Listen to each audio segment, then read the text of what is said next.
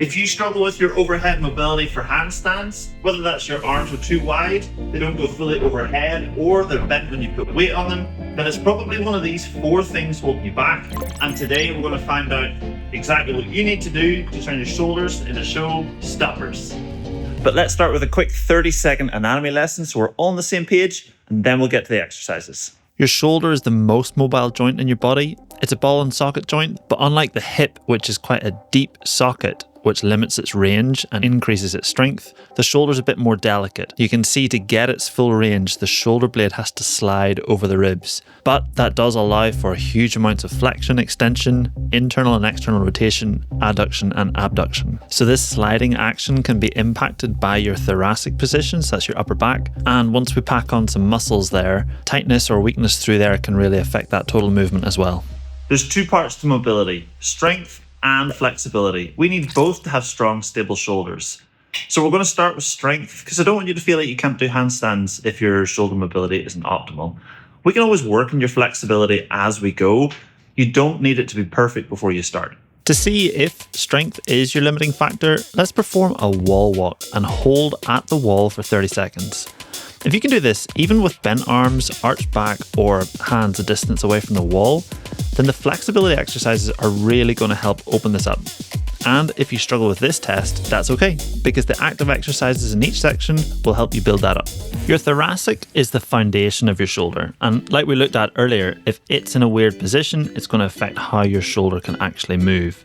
We can work on our extension of that upper back by arching over an object. That could be a foam roller, it could be a bench or a chair, whatever you've got. The main thing here, I like to keep an active tummy so that as I'm bending over the object, the movement's coming from the upper back rather than from the lower back.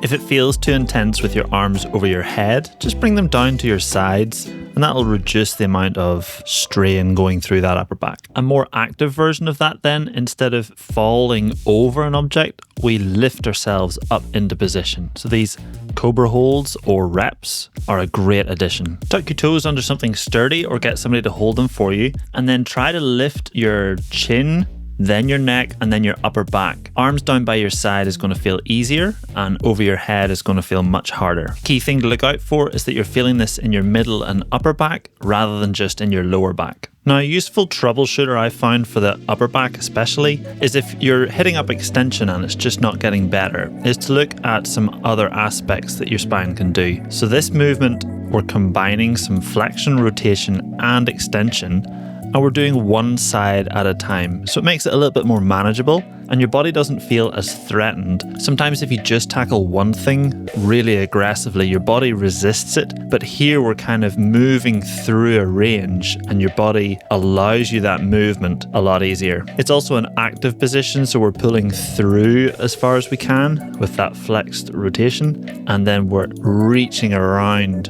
again actively with that extended rotation. If you're finding one side is just more challenged than the other, I'd usually hit that side up first and just match the range on the other side then. Next up then, we're going to look at the shoulder blades or the scaps. And we can use this kneeling shoulder rotation as a really nice way to check if they're moving well or not. By doing a circle, we're going through all the different positions. We're going through retraction, elevation, protraction, and depression. And by doing this in both directions, we're going to make sure we've got full control over the shoulder blades. Something to watch out for is often when your body struggles with a movement, it tries to get it somewhere else. So let's keep the elbows locked out straight so the movement can only come from the shoulder blades. To build strength then with those shoulder blades, I find a weighted dislocate hard to beat. We're using a stick here with a small weight plate in the middle. Go nice and wide with the hands, keeping the elbows straight again, and let's focus in on those shoulder blades. Really try to protract them forward, elevate them up, retract them back, and then depress them down all throughout that circle. Ideally here, we'd keep our ribs tucked and our bum squeezed, and we want to move with control the whole time. One of the problems you've seen then when we're trying to focus on one part of the body is that the other parts compensate. So here we can use a prone swimmer to ensure the ground gives us feedback to keep our focus on the shoulder blades. So if we try to get into that handstand position with the tucked pelvis and tummy tight, then we can focus in on the arm movements, one side at a time, reaching up and over the head and then out and round towards the lower back. Ideally here, keep the hands off the body and the ground at all times, but at the start you might need to slide your hands over the ground and over your body. That's cool. Now the shoulders have a ton of muscles attached to them, but we're going to target 3 main muscles, the big ones. We got our lats, our pecs, and our triceps. So for the lats, the puppy pose is such an easy one to hit up because you can hit both arms at the same time, or by reaching to one side, tackle one or the other. Similar to our foam roller earlier, try to keep an active tummy here, so we're targeting the big part of the lat rather than just extending from the lower back. This doorway stretch is great for hitting up your pec. By using a bent arm here, we can focus in on that chest stretch rather than the arm, and we can try it with a high position, middle position, or low position just to hit up different parts of that chest stretch. And then this butcher's block is so good for the triceps along with other parts of your shoulder. So set up with bent elbows, shoulder width apart. I like to use a stick here just to make sure my arms don't twist in, and then with that active tummy, press the armpits down towards the floor, trying to keep your knuckles touching your shoulder. Reps in and out can make the stretch feel more tolerable as you're pressing towards the floor. To actively work the muscle then, a prone overhead liftoff is great because it again encourages you to hold that handstand position, the ribs and pelvis tucked. So we're isolating that shoulder flexion. So any of those tight muscles, we're building up the strength to pull them or stretch them. The more range you have in those muscles, the easier this lift gets, and you can add weight.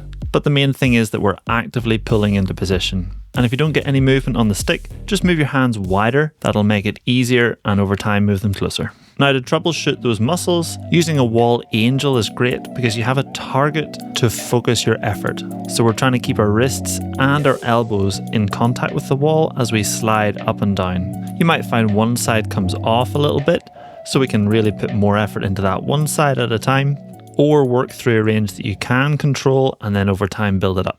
One final piece of the puzzle before you go is that sometimes the best exercise is the exercise. So when you are in a handstand, try to actively get into a better position. Then try again, and then try once more before you accept that this is your best current attempt. You'll often find your body unlocks a whole new range just from having this extra intent behind the movement. Thanks for watching. Subscribe for more handstand content. Bye.